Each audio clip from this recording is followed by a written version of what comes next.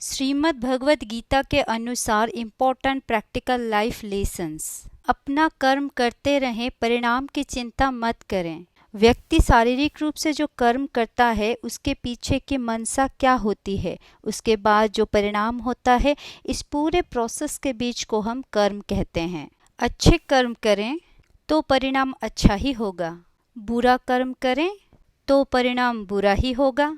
जैसे कि कर्म 3 प्रकार के होते हैं, प्रारब्ध कर्म, संचित कर्म और आगामी कर्म। आप अभी एक बुक पढ़ रहे हैं, ये कर्म अभी चल रहा है तो इसे हम प्रारब्ध कर्म कहते हैं। 1 घंटा या फिर 1 दिन पहले भी आप इस बुक को पढ़ना चाहते थे और फ्यूचर में भी आप इस बुक को पढ़ना चाहेंगे। इस प्रकार के कर्म को हम संचित कर्म कहते हैं। इस बुक को पढ़ने के बाद आप कुछ चीज़ें याद रखेंगे और कुछ चीज़ें भूल जाएंगे। जो चीज़ें आप याद रखेंगे वो और एक कर्म को भविष्य में जाके प्रेरित करती है, जिसे हम आगामी कर्म कहते हैं। हमेशा सकारात्मक सोच रखें।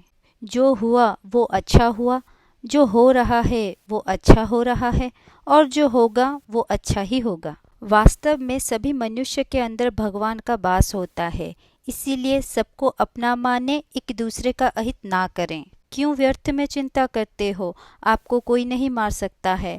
आत्मा न जन्म लेती है न मरती है। जैसे व्यक्ति पुराने वस्त्र को त्याग करके नया वस्त्र धारण करती है, वैसे ही आत्मा पुराने शरीर को त्याग करके नया शरीर ग्रहण कर लेती है। मनुष्य का हमेशा अपना ही मित्र होता है और अपना ही शत्रु होता है। परिवर्तन ही एकमात्र सार्वभौमिक नियम है। कोई भी दुख और सुख स्थायी नहीं होता है। जीवन में सिर्फ एकमात्र ही स्थिति है जो है परिवर्तन। दुनिया में सब कुछ हर दिन बदलता रहता है, हर दिन, हर घंटे, हर मिनट, चाहे आप इसे पसंद करो या ना करो। इसलिए बदलाव को संभालने के लिए सबसे अच्छा तरीका, इसका सामना करें, इससे दूर ना भागें और इसका सर्वोत्तम लाभ उठाएं।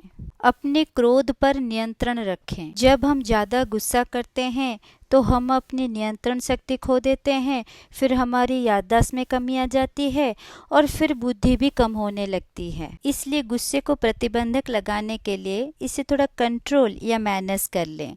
जैसे कि थोड़ा टहल लें या व्यायाम कर लें, स्थिति से थोड़ा दूर चले जाएं, अपने सोच को एक नया रूप दें, लंबी सांस लें, थोड़ा विश्राम ले लें या फिर किसी से थोड़ा बात कर लें। अपने मन को नियंत्रित करें।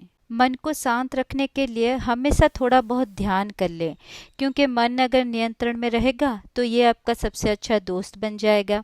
अगर मन नियंत्रण में ना रहेगा तो यही आपका सबसे बड़ा दुश्मन भी बन जाएगा। मेडिटेशन या फिर ब्रीदिंग एक्सरसाइज का अभ्यास करें। हमेशा नेगेटिव थॉट्स से बचें और पॉजिटिव थॉट्स के साथ आगे बढ़ें। दिन भर के काम से थोड़ा ब्रेक लें। जब भी आप कंफ्यूज हो या फिर श्योर ना हो तो पहले अपने आप से सवाल पूछें। एक वेल विशर या फिर गुड फ्रेंड या फिर जिसे आप सबसे ज़्यादा विश्वास करते हैं उनसे सलाह जरूर लें। हमेशा हमारा इंद्रिय, मन और बुद्धि के बीच में समन्वय रहता है। जैसे कि हमारे 5 इंद्रिय होते हैं, दृष्टि, ध्वनि, गंध, स्वाद और स्पर्श।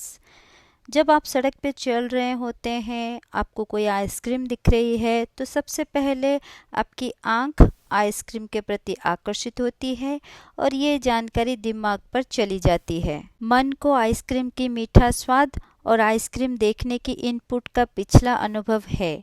दिमाग बुद्धि से सलाह लेती है और बुद्धि आपके हाथ और पैरों को दुकान जाकर आइसक्रीम खरीदने की हुक्म देती है। इस प्रकार से इंद्रियां, मन और बुद्धि में समन्वय होती है। अपने आप को पहचानें। एक प्रभावी सशक्त पूर्ण जीवन जीने के लिए पहले खुद को समझना ज़रूरी है और अपने आप को समझना ज़रूरी इसलिए भी है क्योंकि भूख लगने पर खाना खाना, गुस्सा आने पर किसी के ऊपर गुस्सा निकालना, ये सब तो पशु भी कर लेते हैं, पर आप एक मनुष्य हैं।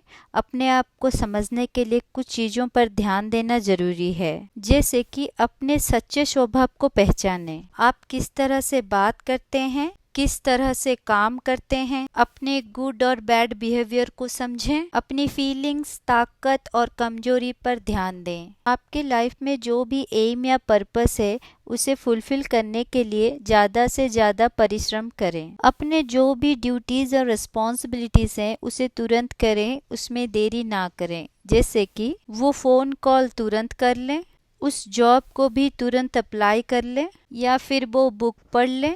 इस तरह से कुछ नहीं तो आपका एक कॉन्फिडेंस बढ़ जाएगा और आप कह सकते हैं कि yes I can do it. अगर वीडियो अच्छा लगे तो लाइक शेयर ज़रूर करें, सब्सक्राइब करना बिल्कुल ना भूलें। अपना ध्यान रखें। धन्यवाद।